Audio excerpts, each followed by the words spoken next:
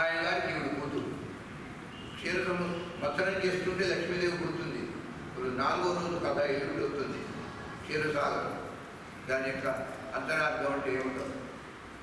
శ్రీరంగధామం, శ్రీరంగ క్షేత్రం ఉన్నది కదా, పరంధామానికి ఆమె అధిపతిగా ఉంది. ఈశ్వరి అంటే అధిపతి, ఆ క్షేత్రానికి ఆవిడ అధిపతిగా ఉంది. దాసీభూత సమస్త దేవవనిత అంటే సమస్త ఎందరైతే దేవవనితలు అనగా దేవతల యొక్క స్త్రీలు, దేవవనితలు, దేవతల యొక్క స్త్రీలు ఎంతమంది అయితే ఉన్నారో వారు అంటే శచీదేవి మొదలుగా. దేవతలకి ప్రభువు ఎవరు? ఇంద్ర, ఇంద్రపత్ని శచీదేవి. ఆ శచీదేవి మొదలు ఇంకా ఇతర దేవతలకి ఎంతమంది భార్యలు ఉన్నారో వారందరూ ఈ లక్ష్మీదేవికి దాసీభూతా, దాసీజనంగా ఉన్నారు. సమస్త దేవ వనితలు లక్ష్మీదేవికి దాసీజనంగా ఉన్నారు. లోకైక దీప అంకురం, లోక ఏక దీప అంకురం. లోక ఏక, లోకైక భాష తెలియాలండి. సమస్త లోకానికి ఏక, ఒకే ఒక దీపం లక్ష్మీదేవి. ఇన్ని దీపాలు లేవు. లోకానికి మొత్తానికి ఒకే ఒక దీపం. ఆ దీపం ఎంత గొప్పది అంటే ఆ దీపపు కాంతి వల్లే సూర్యుడు వెలుగుతున్నాడు, చంద్రుడు కాంతినిస్తున్నాడు. సూర్యుల్లో ఉన్న వెలుగు, చంద్రుల్లో ఉన్నటువంటి ఆ వెన్నెల జ్యోత్సన ఎవరు? లక్ష్మీ. ఆమె యొక్క కాంతి ఒకే ఒక దీప అంకురం, అంకురిస్తూ ఉన్నటువంటి దీపం. ఒక విత్తనంలోంచి మొలక ఎత్తే అప్పుడు దాన్ని మనసులో ఊహించుకోవాలి. అంకురవత్ లోకైక దీపాంకుర శ్రీమత్, శ్రీమత్ మంద, శ్రీమన్న మంద అవుతుంది, సంధి తానా అవుతుంది. శ్రీమన్ మంద కటాక్ష లబ్ధ విభవ బ్రహ్మ ఇంద్ర గంగా.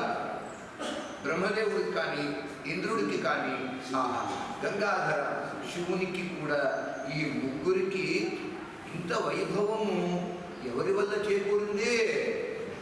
అమ్మా నీ వల్లే కదా. ఈ లక్ష్మీదేవి వల్ల ఈయన గారికి వైభవం వచ్చింది. అంటే లక్ష్మీదేవిని స్తోత్రం చేసేటప్పుడు అట్టాగే అనాలి. ఏ పార్టీలో ఉంటే ఆ పార్టీకి చేయబట్టాలి, కానీ తెలుగుదేశంలో ఉంటే వైఎస్ఆర్సీపీ చేయబడితే అంట పచ్చట్టు కొడతారు, మ్యాన్ హ్యాండిల్ చేస్తారు. ఏ దేవతని స్మరిస్తూ ఉంటే ఆ దేవతే సర్వం అని అనిపిస్తాడు వ్యాసుడు. ఏమి గొప్పతనం ఉంటే వ్యాసుడు వారికి.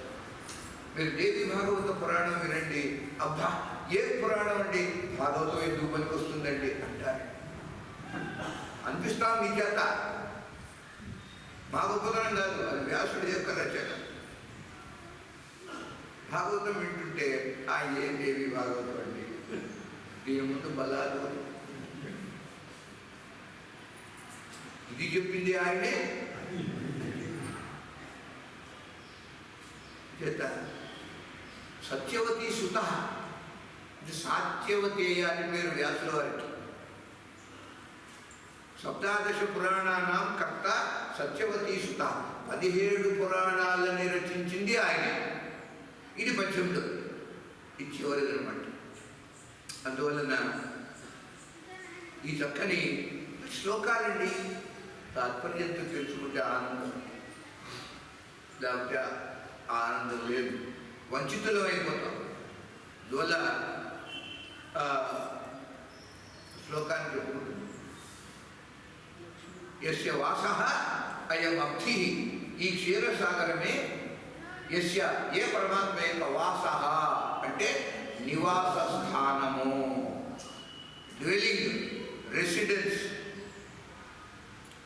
యస్య వాసోయమబ్ధి. ఇక్కడ ఆ తర్వాత నుంచి ఒకసారి ఇందాకే చెప్పుకున్నాం, అంతస్థం యస్య విశ్వం. ఈ విశ్వం అంతా ఏ పరమాత్మ యొక్క అంతఃకరణంలో లోపల ఉన్నదో, కానీ మాయ వల్ల బయట ఉన్నట్టు కనిపిస్తున్నదో. ఆ విశ్వంలో ఎవరెవరు ఉన్నారు? సుర, నర, ఖగ, గో, భోగి, గంధర్వ, దైత్య. ఇంతమంది ఆ సృష్టిలో ఉన్నారు, విశ్వంలో ఉన్నారు. సురులు ఉన్నారు. సురులు అంటే దేవతలు. నరులు ఉన్నారు. ఖగ అంటే పక్షులు ఉన్నాయి. సుర, నర, ఖగ. గోవులు ఉన్నాయి. భోగి అంటే సర్పములు. భోగము అంటే పడగ. భోగి అంటే పడవ కలిగినది. పడగ కలిగింది అంటే నాగజాతి. సృష్టిలో ఉన్నారు వారు కూడా భోగి.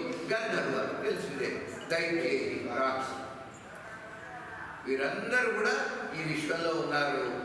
ఆ విశ్వం అంతా పరమాత్మ అంతః స్థ. అంతః చూడండి, ఇప్పుడు ఆంగ్లంలో లోపల అంటానికి ఏమంటారు? ఇన్సైడ్, ఇన్నర్, ఇంకా ఇంటర్నల్, ఎక్స్టర్నల్, ఇంటర్నల్. ఈ ఇంటర్ అనే మాట ఎలా ఉంటుంది? అంతః అనే శబ్దం ఇంటర్ అయింది. ఇంటర్ అంటే లోపలని కదా అర్థం. అంతః అంటే ఈ అంత శబ్దానికి ఎండింగ్ అని కూడా ఉంది. ప్రవచనాంతము, శబ్దాంతము అది కూడా అంటారు. అంతః అంటే లోపల, ఇంటర్. అందువల్ల ఇంటర్ అదే అలా మారింది అంతఃశబ్దం. అదండి చిత్రం రమ్యతే. అది ఆశ్చర్యం. చిత్రం అంటే ఆశ్చర్యం. ఏమిటి ఆశ్చర్యం ఇక్కడ అంటే, ఏ విశ్వం పరమాత్మ యొక్క లోపల ఉన్నదో అది బయట ఉన్నట్టుగా కనిపిస్తున్నది కదా. ఇంతకంటే మాయ ఉందా? నమ్మమండి, నమ్మలేము. అంతఃస్థం చేసే విశ్వం. చిత్రం రమ్యతే. త్రిభువన వపుషం. త్రిభువన వపుషం అంటే వపుష శబ్దానికి ఏమిటి అర్థం? వపు అంటే శరీరం. వపుష అంటే కూడా అది అర్థం. అది ఈ త్రిభువనాలు, 3 లోకాలు. స్వర్గ, మర్త్య, పాతాళాలు. ఈ స్వర్గ, మర్త్య వీటినే భూ, భువ, స్వహ అని వ్యాహృతి రూపంగా చెప్పుకుంటున్నాం గాయత్రి మంత్రంలో. అవే 3 లోకాలంటే త్రిభువనాలు. ఈ 3 లోకాలు పరమాత్మకి శరీరంగా ఉన్నాయి. భగవంతుని శరీరం లేదు ఆయనకి. అశరీరి, నిరుపాధి నిరీశ్వర అని లలితా సహస్రం. నిరుపాధి అంటే ఉపాధి అంటే ఉపాధి అంటే ఆత్మ ఉండటానికి ఒక ఆధారం ఉండాలి.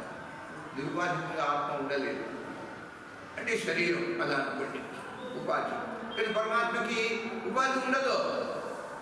ఒకవేళ ఉంటే అది ఏమిటి చెప్తోంది ఇక్కడ? ఈ 3 లోకాలే పరమాత్మకు శరీరం. త్రిభువన వపుషః.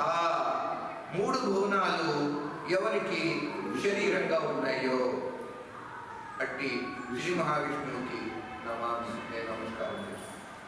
విష్ణు ఈశం నమామి. ఈశ అంటే శాసించేవాడు.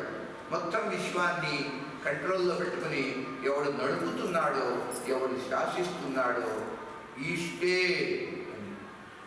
ఆ శాసించేవాడు కనుకనే శాస్త అని పేరు. అయ్యప్పకి పేరు శాస్త. శాస్త అంటే అర్థం శాసించేవాడు అని అర్థం. అయ్యా అయ్యప్ప అంటావా, ఇప్పుడు విష్ణుమూర్తి అంటారని చెప్పండి. అయ్యప్పని పట్టుకుని శాస్త అన్నారు. శాస్త అంటే శాసించేవాడని. ఎవరు శాసించేవాడు? విష్ణువా అయ్యప్ప? ఒకడే, ఏకమేవ అద్వితీయం. ఏ పేరైనా పెట్టుకోవచ్చు. అందువలన ఈ విశ్వరూపం చాలా గొప్పది. ఒక మాట ఉందని 1-2 చెప్పుకుందాం అంతే. ఒకటి, ఇన్ని చిలువలు పలువలుగా విశ్వరూపాన్ని వర్ణించారు కదా. ఈ విశ్వుడు అనగా విష్ణుమూర్తి, విశ్వరూపంగా ఉన్న విష్ణువు ఎక్కడ ఉంటాడండి అని ప్రశ్న వచ్చింది. ఇందాక చెప్పుకున్నాం క్షీరసాగరంలో ఉంటాడంటే సత్వగుణంలో ఉంటాడు. మరొక విధంగా పరమాత్మ ఎక్కడ ఉంటాడు అంటే చాలా అద్భుతంగా అండి. వ్యాసుడు అంటాడు, ఈ విశ్వరూపుడు మనిషిలో ఉన్నాడు. మనుజో నివాస. ఈ ఎప్పుడైనా అవకాశం దొరికితే మూల భాగవతంలో గీతా ప్రెస్ వారు 2 వాల్యూమ్స్గా భాగవతాన్ని ప్రచురించారు. చాలా ఏళ్ళైపోయింది, తెలుగు కూడా వచ్చింది. శ్లోకము తెలుగు 2 వాల్యూమ్స్. అష్టమ స్కంధం వరకు 1 వాల్యూమ్, 9, 10, 11, 12 మరొక వాల్యూమ్. శ్లోకం తాత్పర్యం ఉంటుంది. ఇది మూలం. ఇందులో శ్లోక తాత్పర్యం ఉండదు. మూల శ్లోకం తెలియదు కాబట్టి అది కొనండి. సబ్సిడైజ్డ్ రేట్స్ ఎంత చౌకగా ఇస్తారో వాళ్ళు ప్రచారం పెట్టి దానికి ఆ ప్రొడక్షన్ కాస్ట్ కూడా మనం ఇవ్వం. కొన్ని తప్పులు ఉంటాయా? తప్పులు ఉండవు. ఒకసారి గీతా పుస్తకం వెళ్ళాను నేను.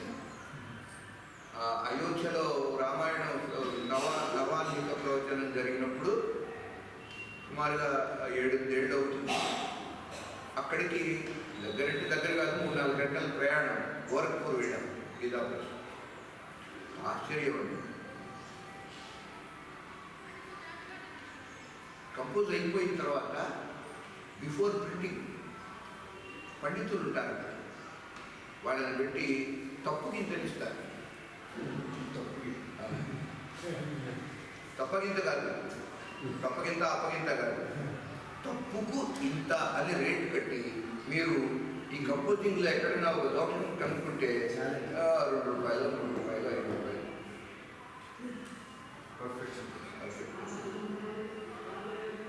అప్పుడు కూడా ఇక ఓవర్టేక్ అయిపోయి తప్పుకుంటే పెన్సిల్తో దిద్దుతారు. అట్లా దాదాపుగా 1926లో స్థాపింపబడ్డది Gita press. Head office Calcutta. ఇప్పుడు మార్చేశారు, గొడవలుగా ఉన్నాయి. ఇప్పుడు గోరఖ్పూర్కి వచ్చేసింది. 1926 అంటే ఇంకా 2 ఏళ్లలో 100 years పూర్తవుతుంది, శతవార్షికోత్సవం. ప్రతి సంవత్సరం ఒక్కొక్క స్పెషల్ ఇష్యూ వస్తుంది. సంవత్సరానికి ఒకటి స్పెషల్ ఇష్యూ అంటారు. ప్రత్యేకంగా ఏదో ఒక్క విషయం తీసుకుని అద్భుతమైన ఆర్టికల్స్ వస్తాయి. దేశంలో ది బెస్ట్ రైటర్స్ వేల ఆర్టికల్స్ వస్తే అవన్నీ పరీక్షించి మంచి వాటిని సెలెక్ట్ చేస్తారు. కమిటీ ఉంటుంది, ఎడిటోరియల్ బోర్డు. మేము ఈ ఉపాధి ఈ విధంగా ఈ వ్యాసపీఠం మీద కూర్చుని ధైర్యంగా 4 మాటలు ఈ ఉపాధి పలుకుతున్నది అంటే అది గీతా ప్రెస్ చలవ. మాకు I have been moulded by Gita Press. ఒక మాట ఆ పోత. ఒక అదృష్టం హిందీ చదవటం. ఈ సాహిత్యం అంతా హిందీలో, తెలుగులో చాలా తక్కువ వచ్చిందండి. రామ్ సాహిత్యం చాలా ఉంది. ఇంకా ఇవాళ చెప్పేది ఏమిటంటే ఆ 2 వాల్యూమ్స్ కొని ఇంట్లో పెట్టుకుంటే శ్లోకము తెలుస్తుంది, తాత్పర్యం కూడా తెలుస్తుంది. రోజుకు 1 అధ్యాయం చాలు. ఎంతో ఇష్టం పరమాత్మకి భగవద్గీత, భాగవత పురాణం. అందువల్ల ఇక్కడ అన్నారు, మనిషి ఎక్కడుంటాడు? భగవంతునికి నివాస స్థానం ఏమిటి? వెంటనే వ్యాసుల వారు అంటున్నారు, మనుజ నివాస అని అన్నాడు. మానవుడే పరమాత్మకి నివాసము. ఈశ్వర సర్వభూతానాం హృదయేశాంతరతిష్ఠతి. ఈ గీతావాక్యం. భగవంతుడు ఎక్కడున్నాడు? మనలో ఉన్నాడు, మనిషిలో ఉన్నాడు. అంచేతనే అడుగడుగున్న గుడి అందరిలో దేవుడు ఉన్నాడు. ఆ మాట మనుజో నివాసాన్ని ఎంత గొప్ప వ్యాఖ్యానం చేశారు. ఒకసారి అండి నారద మహర్షి, శ్రీ మహావిష్ణువు వారిద్దరూ నిరంతరం కలుస్తూ ఉంటారు. ఎప్పుడు సత్సంగం జరుగుతూ ఉంటుంది. నారదుల వారు ప్రశ్నిస్తుంటే శ్రీ మహావిష్ణువు సమాధానం ఇస్తుంటాడు. ఒక ప్రశ్న వచ్చింది, అందరికంటే గొప్పవాడే నారద మహర్షి ప్రశ్న వేశాడు, బాబా కదా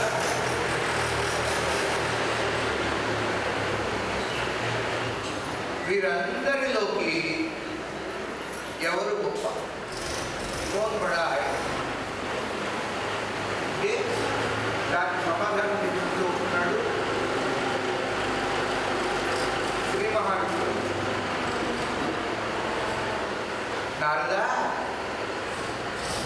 మన కంటికి కనిపించేటటువంటి వస్తువులు ఉన్నాయి కదా, నేను చూసినంత నా కంటికి కనిపించే భూమి ఉన్నదే, పృథ్వీ భూమి, అది గొప్పది. భూమి పృథ్వీ తావదేవ విస్తృతిమతి, చాలా విస్తారంగా ఉంది ఈ భూమి. 7 ఖండాలు, 7 కాంటినెంట్స్, అనేక ద్వీపాలు, గొప్పది కదా భూమి అన్నాడు.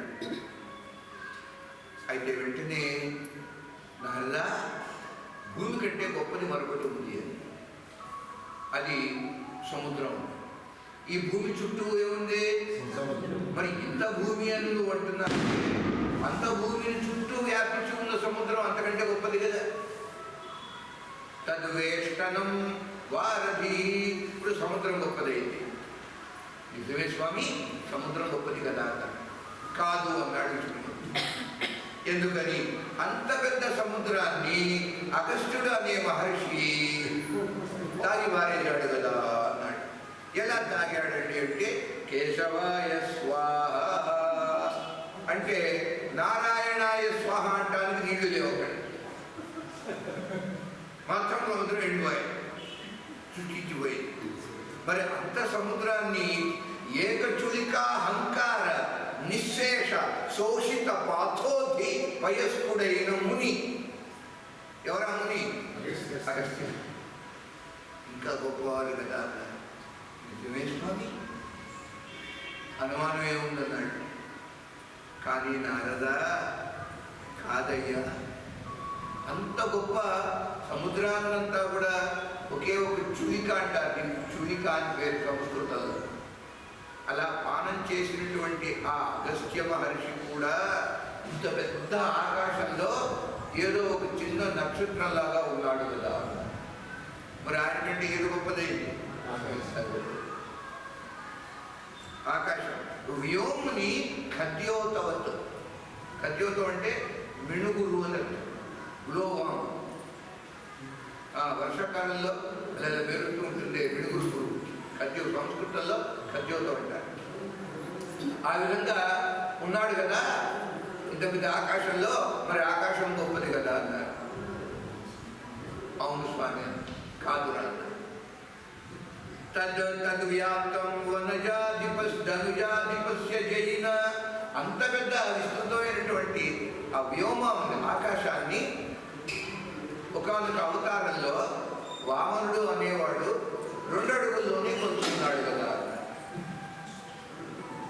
మరి అప్పుడు ఎవరు గొప్పయ్యారు? ఆ 2 అడుగుల్లో కొలుచుకున్న వామనుడు గొప్ప కదా. ఎవరు ఆ వామనుడు? తానేగా. అలా ఎవటల్లా తద్వ్యాప్తం ధనుజాధిపస్య జైన పాదేన ఏకేన చ, ఒక పాదంతో ఆక్రమించేసుకున్నాడు ఇక్కడ. అంటే ఎవరు? తానేగా, విష్ణుమూర్తే కదా. అయితే విష్ణువు చాలా గొప్పవాడు కదా. స్వామి నువ్వే కదండి గొప్పవాడి. చివరికి ఇట్లా తిరిగి తిరిగి తిరిగి మళ్ళీ ఎక్కడ వచ్చాం? మరి భగవంతుడి దగ్గరికి రావాల్సిందే, అంతకంటే గొప్ప ఎవరున్నారు? పాదాభవందనం చేశాడు నారద మహర్షి. పరమాత్మ అన్నారు, నేను కాదురా గొప్ప, నా అంతటి వాడిని హృదయంలో నువ్వు ధారణ చేసి ఉన్నావే, నువ్వు నాకంటే గొప్పవాడి కదా అన్నాడు. ఏ మహావిష్ణువుని నీవు నీ హృదయ కమలం మీద ధరించి నిత్యమును ఆరాధన చేస్తున్నావో త్వం చేతసి ధారయసి, అట్టి నన్ను నీ హృదయంలో నీవు ధారణ చేసి ఉన్నావు కదా, నాకంటే నీవు గొప్ప కదా అన్నాడు. భాగవత పురాణం అంటే ఇది సిద్ధాంతవాక్యంగా చెబుతుంది. ఏమని? భగవంతుని కంటే భక్తుడు గొప్ప ఆయన ఎస్టాబ్లిష్ చేస్తుంది భాగవత పురాణం. భక్తవత్సల భగవానికి ఓం నమో భగవతే ఓం నమో భగవతే ఓం నమో భగవతే వాసుదేవాయ ఓం నమో భగవతే భక్తవత్సల భగవానికి హర నమః పార్వతీపతయే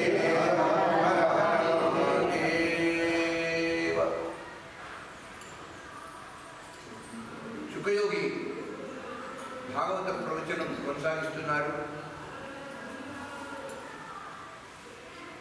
ఆయనకి అకస్మాత్తుగా పరమాత్మ జ్ఞాపకానికి వచ్చాడు. అరే రే, స్వామిని తలుచుకోకుండా ప్రార్థన చేయకుండా నేను భాగవత ప్రవచనాన్ని ప్రారంభించానే. నారాయణం నమస్కృత్య నరం చేవ నరోత్తమం ఏది సరస్వతి వ్యాసం తతో జయం ధీరయేత్. అంటే మొట్టమొదటి నారాయణకి నమస్కారం చేయాలి కదా. అప్పుడు పరమాత్మ జ్ఞాపకం వస్తే అద్భుతమైనటువంటి శ్లోకాలలో శ్రీమన్నారాయణమూర్తిని ప్రార్థన చేశాడు. ఎవరు? శుకయోగి. ఆయనతో పాటుగా తనకి భాగవతాన్ని నేర్పించిన తన యొక్క తండ్రి వ్యాస భగవానుడు వారికి కూడా ఆయనకు కూడా నమస్కారం చేశాడు మరి శుకయోగేంద్రుడు. ఆ తర్వాత ఒక ప్రశ్న వేశాడు పరీక్ష మహారాజు. శుకదేవ, సృష్టి చాలా విశాలమైంది కదా, వైవిధ్యంతో కూడినటువంటిది. ఆ సృష్టి పరమాత్మ ఎలా చేశాడు అది మాకు చెప్పండి. శుకయోగి అన్నాడు, రాజా, ఈ సృష్టి మీద ఎక్కువగా నువ్వు దృష్టి పెట్టమాక. సృష్టి మీద ఆట్టే దృష్టి, ఆట్టే అంటే ఎక్కువ. మరి ఎవరి మీద పెట్టాలి అంటే స్రష్ట మీద దృష్టి పెట్టు. స్రష్ట అనగా క్రియేటర్. క్రియేషన్ గురించి నువ్వు ఎంత తల బద్దలు కొట్టుకున్నా నీకు ఏమి అక్షరం ముందు తెలియదు నీకు. ఎందుకంటే అంత విచిత్రం అది, అంత వైవిధ్యంతో, ప్లూరాలిటీ, అంత ప్లూరల్గా ఉండేది. అది సింగులర్ కాదు. సింగులర్ విష్ణువు, సృష్టి ప్లూరాలిటీ అంటే ఎన్ని నామాలు, ఎన్ని రూపాలు, ఎన్ని తెలుసుకుంటాను చెప్పండి. ఎన్ని తెలుసుకున్నా ఇంకా తెలుసుకోవాల్సినవి ఉంటూనే ఉంటుంది సృష్టిలో. ఒక జన్మ సరిపోదు. ఈ జన్మను పోగొట్టుకుంటే మరో జన్మ నమ్మకం లేదు. ఎలాంటి శరీరం వస్తుందో ఉపాధి. కనుక ఈ జన్మలోనే ముక్తి పొందాలి అని నువ్వు భావించినట్లయితే సృష్టి మీద దృష్టి మానేసేసి దాని గురించి ఆలోచించదు. సృష్టికర్తను పట్టు, జీవితాంతం వారి మీదే మనసు పెట్టి మన్మనాభవ మద్భక్త మద్యాజి.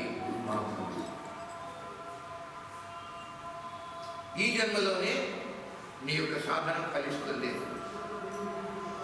భగవంతుణ్ణి తెలుసుకుంటే సృష్టి మొత్తం తెలుసుకుంటుంది. ఎందుకని? వీడే కారణం కనుక.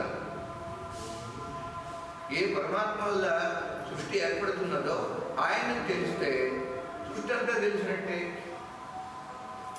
కిమేకేన విజ్ఞాతేన సర్వం విజ్ఞాతం భవతి అని ఉపనిషద్ వాక్యం. భాగవత పురాణం అంటే ఉపనిషత్ సారం అండి ఇది.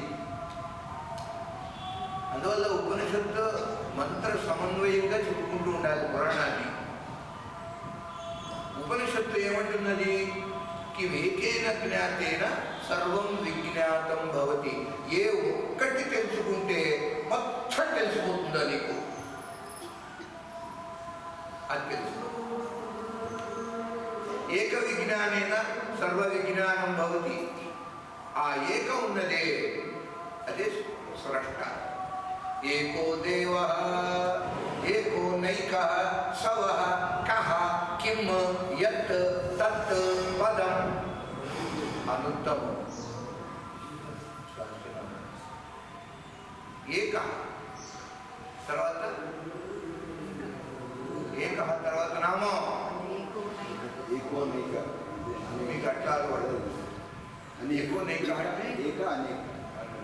ఏక అనేక నా ఏక ఏక నా ఏక.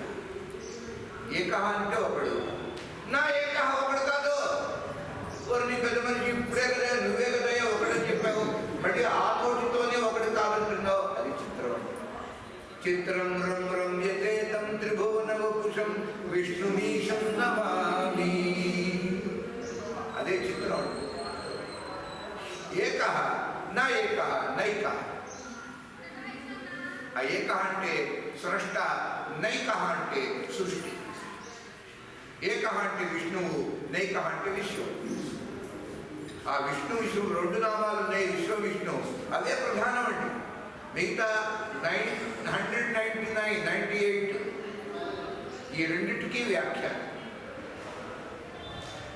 అలా దర్శించాలి విష్ణు సహస్రనామాన్ని. అందువల్ల ఆ ప్రశ్న వేశాడు, సృష్టి ఎలా జరుగుతుందో చెప్పమని. అన్నారు